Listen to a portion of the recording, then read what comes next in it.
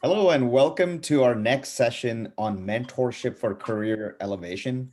As you might know, Mentor Cloud is our sponsor for these sessions, and these sessions are being conducted to help people basically elevate their careers. So far, we've gotten into self awareness, we've looked at optimizing job search, and today we have a very, very special topic because this is all about optimizing your LinkedIn profile. This is a very often requested topic, and we have an expert, none other than Wes Lemos, joining us. And Wes is an authority on LinkedIn. He's the CEO of Roll Digital, and he is a LinkedIn subject matter expert.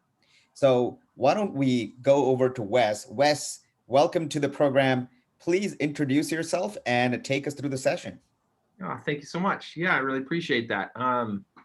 Yep, I am the CEO at Roll Digital. We are a marketing agency. I've been a serial entrepreneur prior to this, and LinkedIn is a heavy part of what we focus on with our clients and for ourselves and my internal team, and even friends and family. Everybody, I try to push them to use LinkedIn more because in many ways it's still untapped, and there's so much more potential that can be achieved through using LinkedIn better on behalf of clients. Um, my background has taken me through many different seasons of marketing, go way back to my first company, used dial-up modems, and all the way through the beginning stages of the internet before blogs. And so now it's neat to see how things have progressed and how professional networks have also become a really part of this social networking that's happening. And I feel like LinkedIn is kind of at this prime spot right now, especially in the new environment with COVID and all, that it's harder to meet people face to face. Using some virtual networks like LinkedIn has really opened up a lot of doors for a lot of businesses to create new opportunities and so forth. So today I'm going to be focusing a lot on what you can do to optimize your LinkedIn profile. And that's a key part of everything here on LinkedIn is really having that great first impression. A friend of mine once said that it's important even to have a 0th impression, and I didn't quite understand what that meant when he mentioned that to me. And that's kind of the idea that somebody will, even before they talk to you, before they actually step into that first conversation, because during that first conversation they make a first impression of you.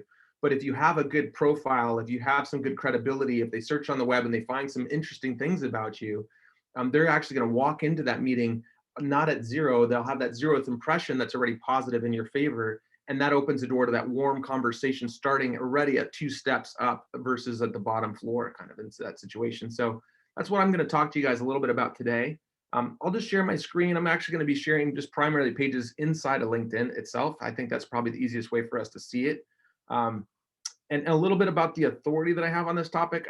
I stumbled into this, but it's something that we've been focusing on for about 2.5 years now. We have about 400 clients right now that we work with inside of LinkedIn, and we've been pulling lots of data over this time. My background is engineering, and so I also like to do marketing with engineering coupled on top of it, so we can track all the different nuances of what makes something good, what makes something effective, what makes something work versus what makes something doesn't work quite as well. And a lot of times what we think will work well sometimes doesn't, and sometimes things that do work really well, it kind of surprise us. So I'll walk through what I've learned over these years, and I'm continuously learning too. And if anybody has any feedbacks or comments to add to this, as your suggestions too, I'm always open to learn more and see what we can do to best work out for our clients. But all right, I'm going to go ahead and open up a LinkedIn page here for us to look at. I believe my screen is being shared fine now.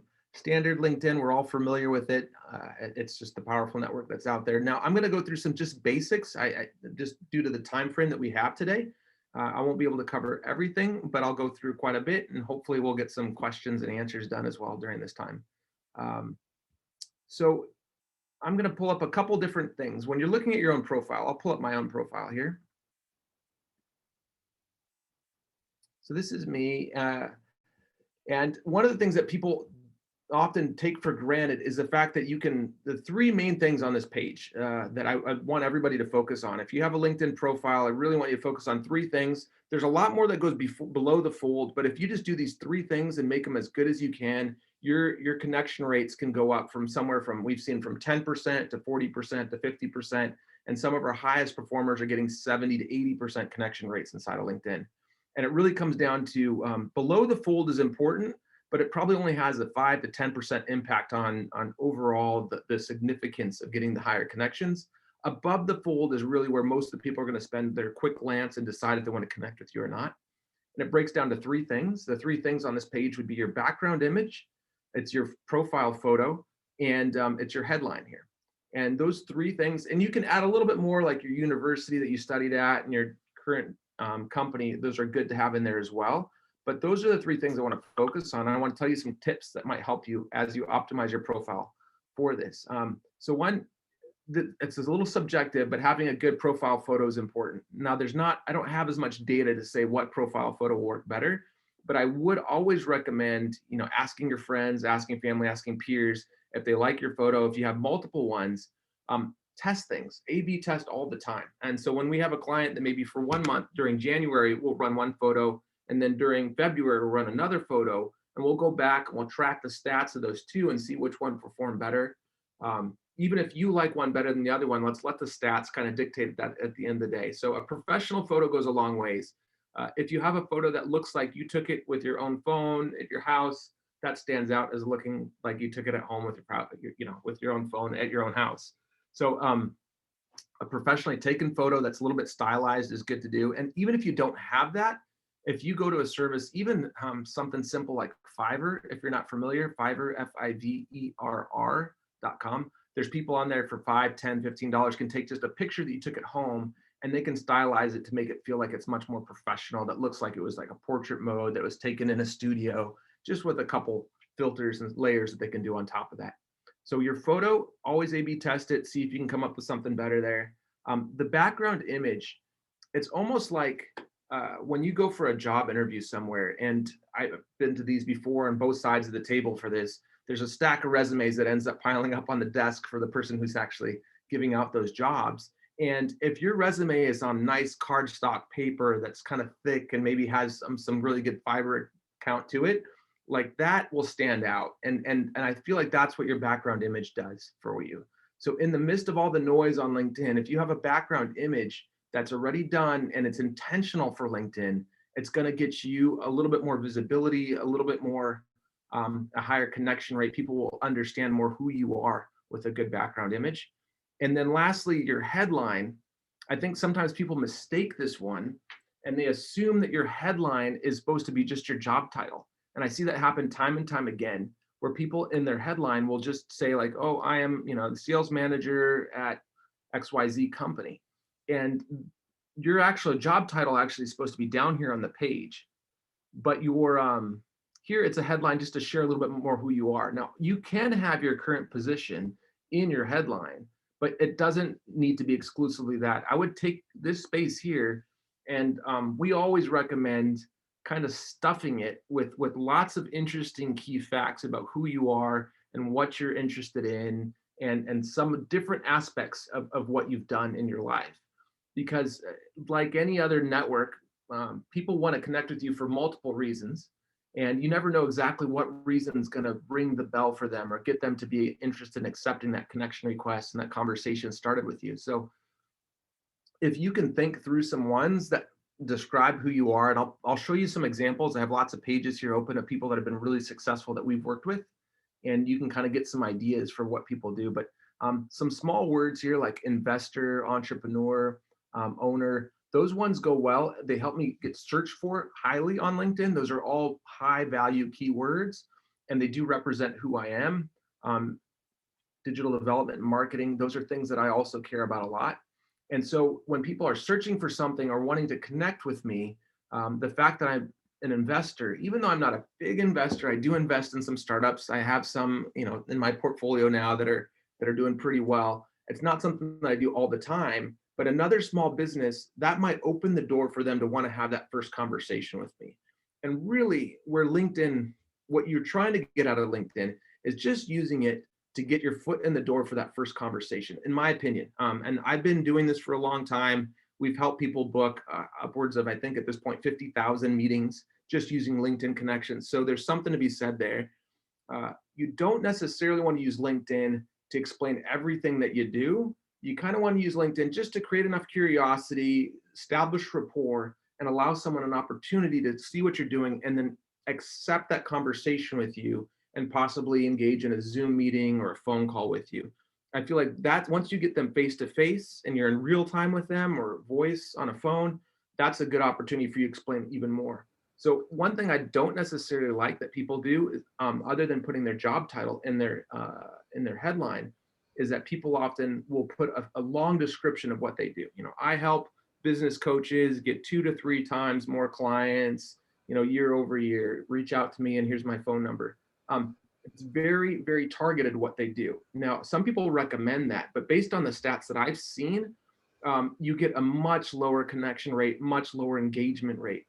People, I've heard it said, everybody wants to buy something, but no one wants to be sold to.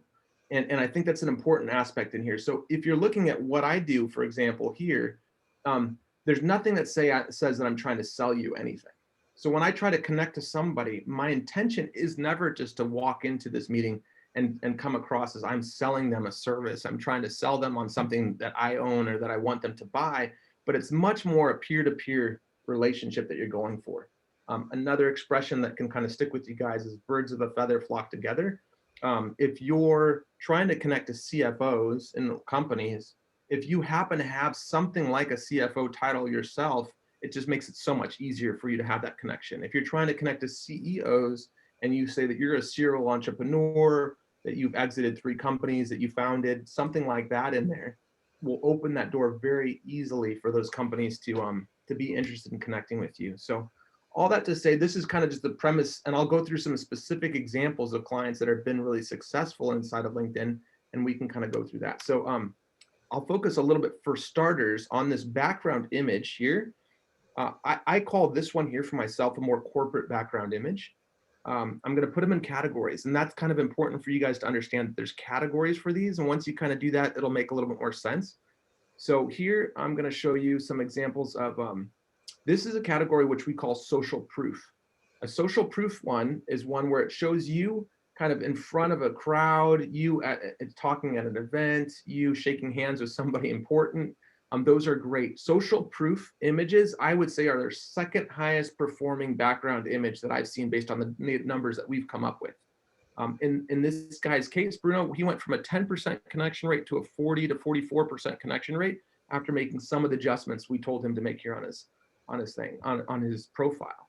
So here, you know, having some words on top of that, stylizing that picture takes it one step further. Maybe you had that picture at the event and you just want to throw it on there without doing anything to it. I would say just spend another 5 minutes, go back to Fiverr or find your friend that does a little bit of graphic design to throw a logo on there, to throw a little bit of a meaningful phrase to you on there. Remember, we're not trying to be selly or pitchy. We're just trying to say something that expresses who you are. We changed a couple of these words on here, and all these are kind of interesting ones for people to kind of be interested in connecting with. Another one I'm going to pull up here from my good friend Ravi. We worked with him a little bit on his background image too, and this is a great example of social proof. This is a phrase, this is a sentence that he cares about, that means something to him, and I think that's done wonders for him to get some amazing connections therefore too. So those are examples of social proof images, right? Another background image that I want to show to you guys are ones that we call personality background images, ones that showcase a little bit of who you are. Now, it doesn't take too much for you to see something like this. You see with a diverse crowd, you're not even too sure what's going on in there, but it's enough for you to get a feel for somebody's personality. And that tends to be, honestly, it is the highest performing background image that you can find based on my stats of all the different ones that I've tested. Maureen, for example, gets a 70% connection rate, and you know, just reaching out to random people on LinkedIn that she doesn't know. And there's multiple factors to that, but the background image makes a big difference. I'll show you another example of a great background image. Good friend of mine, Chris Johnson. That picture there, just, you know, they say a picture says 1,000 words. Well, that picture kind of does that right there for you. You see him and you just go like, man, he's a good guy. Look, just he's a community advocate. He says community impact here on the bottom, keynote speaker, family man. Like, and you see that picture, it all makes sense to that story. So when Chris Johnson decides that he reaches out to you on LinkedIn and says, hey, you know, I'd love to spend 15 minutes, see if there's anything we can do to collaborate, with a background image like that and a profile like this, it opens up the doors for many people to say, sure, I'd love to take that 15-minute call with you. I'd be honored to have that 15-minute call. And when they get on there, they're already almost getting on that phone with a smile on their face, with kind of like a warm heart towards Chris. And honestly, this is his true personality. And a little bit to brag, like the deals and the connections that we've been able to help Chris have through LinkedIn have been just amazing. You know, some big ones, and even to the likes of Kevin Hart and him now are in a business proposal together, just based on using LinkedIn in an efficient fashion. So putting that one out there, the highest performing ones, again, just for you to remember, are personality-based background images. It's not a big jump over, but also then social proof is just slightly lower. Both of those are at the top tier of the ones you can go for. Another one I would call is location-based ones that kind of just showcase something in your area, and that's also important to your personality, but it performs a little bit less on those other two. Again, anytime you have an image, if you can stylize it just even in the slightest, it lets people know that you put a little bit more effort into it. It's like the resume example again. Everyone can print out on a regular piece of paper, but if you went and swapped the paper and put something expensive in there and you printed it on that, it makes you stand out. And you can see, instead of just having San Francisco Bridge, here we have like a meaningful quote too. So it shows that she put a little bit of effort into this. Um, and then the last one I put in the corporate category, which is what I use on mine. This is an example too of just something basic there that represents them. And here we have, oh, this is a little bit different on that last one, but so here, that corporate one or my own profile, which you guys saw earlier. But again, I want you to pay attention to see all the people that I just showed you, how many interesting keywords are in there that would help you feel really interested in actually having this meeting with this person. And I really try to tell people all the more, especially now on LinkedIn, stop trying to use LinkedIn as a heavy sales area and use it more as a relationship building area. The importance of that is LinkedIn, starting in 2021, they've done more to make sure that people are using LinkedIn in an uplifting fashion. And so they're tracking more if people are responding positively to you or negatively to you. I don't have the exact numbers on this. This is just kind of based on hunches and best guesses and trying to speculate how it works.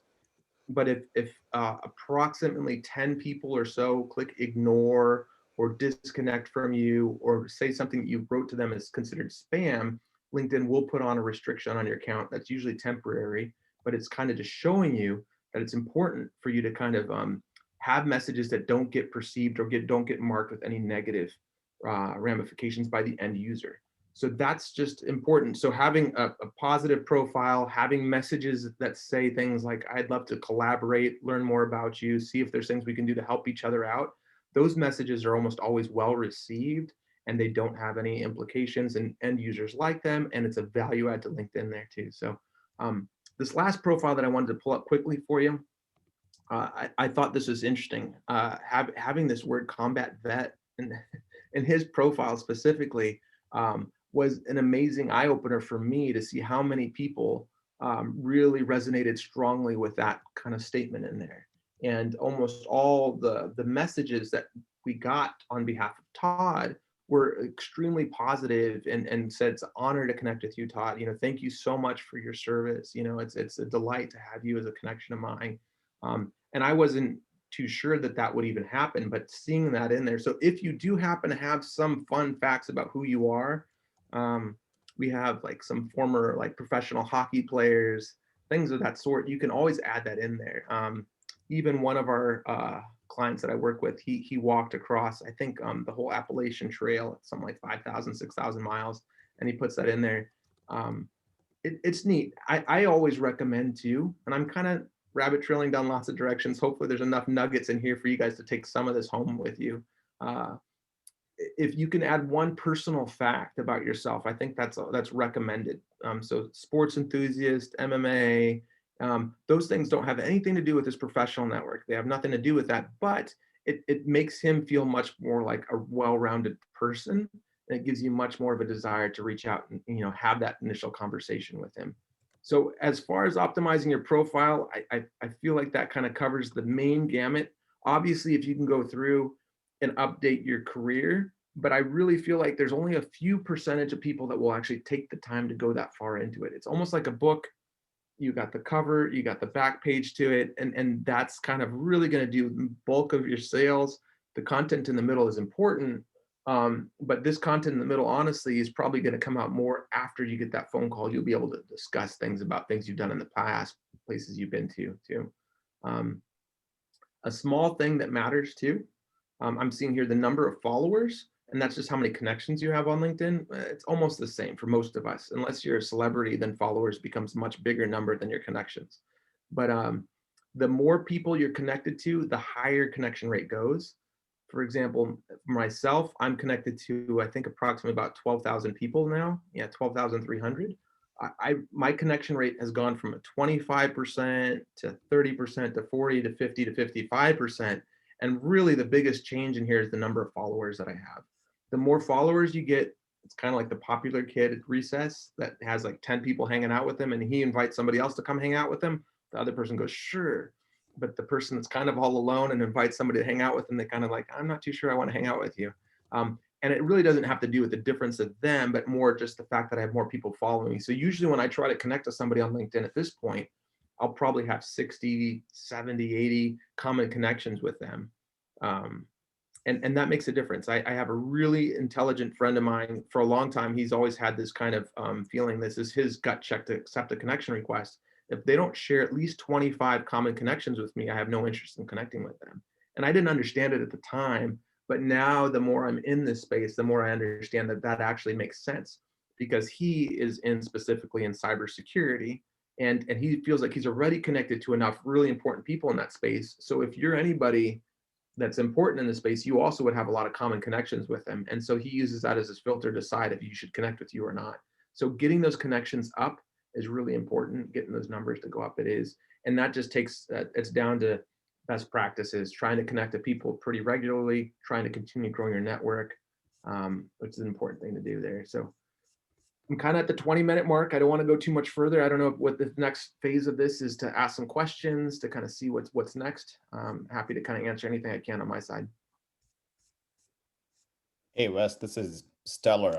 I'm loving every minute of it. There's so many nuggets here that you've been unpacking. So thank you so much for sharing this so generously with the audience. Hey, I do have a question. I'm sure the audience has some more question and they'll chime in as well.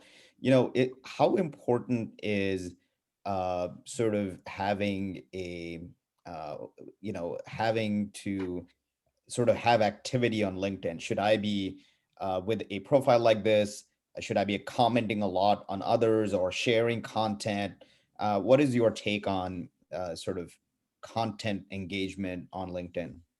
So there's different camps on that one. I have a lot of good friends that love doing content, and they strongly believe on always commenting on posts that they like, always finding things that they can write about themselves. I personally come more from the generation of being behind the scenes. I rarely post anything on Facebook or Twitter, and it doesn't serve me as well as it could. I love my one-on-one connections. And so if I see somebody post something that they like, I'll reach out to them and say something like, hey, I really liked your comment. And I go directly to the inbox. And so I can have that one-on-one conversation instead of putting my comments in the public forums. It depends a little bit what your goal is, though. If you have a brand that you're trying to grow, then posting content makes a lot of sense. If you're trying to do individual deals, then it's maybe not as important. And more important is really to build those individual relationships. And that's through this LinkedIn inbox here. It's just by finding the people who want to reach out to you, giving them a reason to connect with you, and then starting to get a nice conversation going with them. Awesome. Thank you. Yeah. Bobby, good to see you too. Um, Abhijit, I think we have a question on the chat. okay. There's a question from Krishna, and it says, "How about adding hobbies like photography, cooking, pet lover, etc.? Does that provide connection or connectivity to the profile?" It does. It definitely does. Yeah, I'm a strong believer that, and you might be one of selective on the hobbies that you have. Like some hobbies are gonna, and you can probably take a hunch guess on that one. I have somebody who's like a goat farmer, and they put that in their profile, And it's great, but there's not that many other goat farmers out there that are going to jump on that one and be excited about that. But if you are like a foodie, or if you happen to really enjoy, some other hobbies that are maybe like say cooking or photography, like you said in there, those ones are good ones. I think that will have a larger crowd of people that will connect with that fact and want to go after that. But for sure, I would add that at the bottom, at the end of your profile. And so outdoor music, and even honestly, if family is an important aspect to who you are, that's also a good one to lean into. Father of four, I think somebody has said that. I happen to have 4 kids. And so if I see that in somebody's profile that they have twins or something like that, such as myself, I'll instantly that's a conversation starter for me. I don't even care too much else. So like if you have twins and you have like kids at home like that, that to me is exciting and gives me an instant reason to want to have that first conversation with you too. So lean into that, put some of those in there. For sure, most of what should be in here should be kind of professional, but you're more than fine. At least add 1 or 2 facts about yourself that are necessarily not related to your career, but to who you are. I'd say totally go for it. Right. Perfect. I just want to add to Wes. First of all, Wes, that was very brilliant. It is as fresh as it was when we first met maybe a year ago. Thank you so much. But I can vouch for it, right? I think it's all about relationships, and I just captured that quote that LinkedIn is not for selling. It's for building relationships, because people sell, buy from people. People do work with people. So relationship aspect has to be at the forefront. And I have seen, ever since we have started, I've started learning from you, my connections have grown, I think, more than 500%. I was at, I think, 1500, now I'm at 9000. And it's just increasing. And I'm having so many great conversations with really, really, really amazing people, and it's all because I am telling the world who I am, so that they feel that I want to have a chat with you. And to everybody else on the call, don't choreograph every conversation, right? If you choreograph the input, the output is also choreographed. It's like if you go shopping for milk, that's what you will get, milk. But if you go out just to meet some interesting people or have an interesting conversation, the outcome can be infinite. Yeah. And all my conversations start with, hey, I have no expectation. Imagine you and I met at the airport, and I have met so many amazing people, so many commonalities. Because so this process that you are teaching all of us is the process of having that human connection. So many things can happen once that human connection, that heart to heart connection is established. Then everything else can happen. It's like, laying the freeway, and on that cars can go, trucks can go, Tesla can go. But if there's no freeway, even a Tesla will not go. Yeah, 100%. Yeah, and some of my I had over 1,000 meetings last year just using my own techniques. So this is something that I not only tell people how to do, I do this myself. It's important to what I do. And that shift that you're talking about, Ravi, about changing from being kind of thinking about selling and being the important factor what you're doing, instead of like that's not even really in the front of my mind at all. It's just I'm walking in this as another human. I'm going to see what valuable, nuggets I can receive and give to this person in this time that I'm there with them. And often I've had several meetings in the first 10 minutes, the person says, hey, no matter what you're selling, I'm not going to buy anything from you right now. I'm not interested in that. And I go, that's totally fine. Let's just talk. I noticed you're in Colorado. Do you happen to snowboard or ski? Like I've loved some of the mountains in that area. And that conversation goes, and about the 45-minute marker, they go, you know what? I don't think I can use your service, but I have a really good friend. He has an agency. He has all these people. And the next day I have a $5,000 a month client signed up. And it just came because even in the first 10 minutes, he was quick to shut me down. And I'm fine with that. But just that referral and that friendship. And today he's still a common friend that I speak to every other week, even though he's not a client of mine in the software. We built that relationship. So I would encourage people to approach it with that mindset. You can get so much more out of these meetings if you do that. Now, yeah, it worked for me. It works for a lot of my clients. Not everybody, but a lot of people. If you can kind of use some of that mindset into how you're doing this, I feel like it could really open up some doors you wouldn't have otherwise even seen possible. Brilliant. Brilliant. Amazing, Wes. Let me pause here for any other last minute questions that might be there.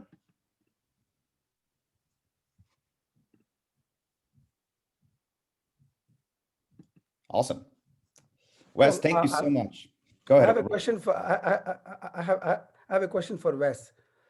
What is one aspect of LinkedIn that you did not know until you started teaching people? Was there something that caught you a surprise as to about LinkedIn?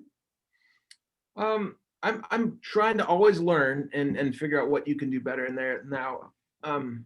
One aspect that's growing inside of LinkedIn is LinkedIn events. I feel like there's much more people using LinkedIn to kind of have RSVP for events, promote an event, which is great. And the nice thing about these events is once you attend the event, you actually have access to the full list of attendees at that event. And it really opens up a neat door too for you to go after a dialogue to talk to those people that are attending the event. A commonality is there is great. Another thing that just I saw recently, and this is small, these are nuggets, maybe they can be helpful or maybe not helpful to everybody, but I wanted to see what question somebody could ask on LinkedIn that's going to get the highest response rate across the board. And so I searched through our database of maybe 3,000 questions that people ask. We call them hook questions, trying to see like what gets the highest percentage of engagement. And I mean, this is simple, but the one that stood out was one guy that had a campaign. He graduated from a Vanguard University, and he was doing a campaign searching for people that also were alumni from that university. And he says something like, I graduated in 2007. What year did you graduate?